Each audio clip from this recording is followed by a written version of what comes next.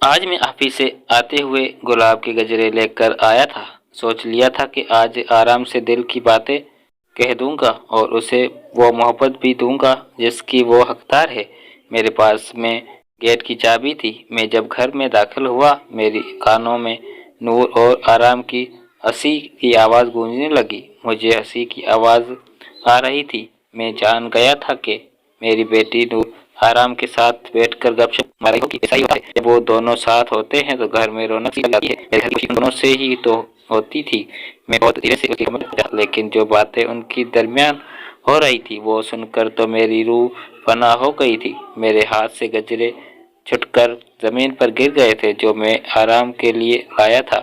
ان کا باتوں کو سن کر میں نے تو گولیاں پتھر کا دیا، اور میری بیٹی 10 سال کی تھی جب میری بیوی کا انتقال ہو گیا تھا۔ میں نے دوسری شادی نہیں کی تھی۔ اپنی بیٹی کو ماں باپ دونوں کا پیار دیا تھا، لیکن پھر بھی وہ چپ سے رہتی تھی۔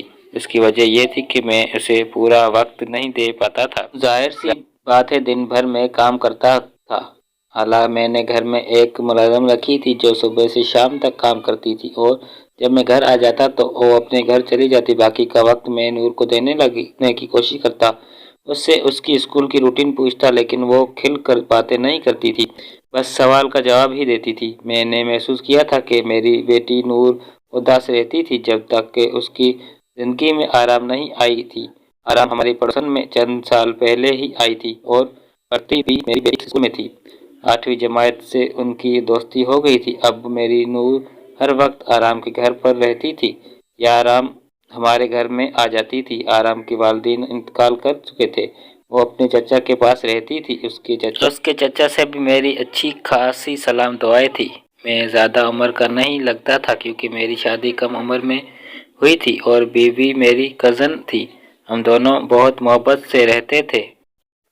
ہمارے ساتھ زیادہ لمبے عرصے تک نہیں لکھا ہوا تھا۔ جب سے میری بیٹی کی دوستی آرام سے ہوئی تھی، وہ ہنسنے لگی تھی، باتیں کرنے لگی تھی، گھر میں ایک رونق سی لگی ہوئی تھی۔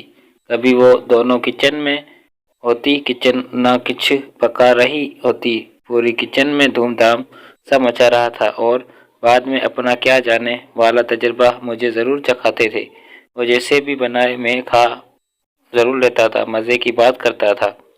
میرے نزدیک بھی وہ ایسے ہی تھی جیسے کہ میری بیٹی نور تھی۔ میں بھی اسے بیٹا کہہ کر پکار رہا تھا۔ وقت یوں ہی گزرتا رہا اور ان دونوں نے انٹر کلیئر کر لیا۔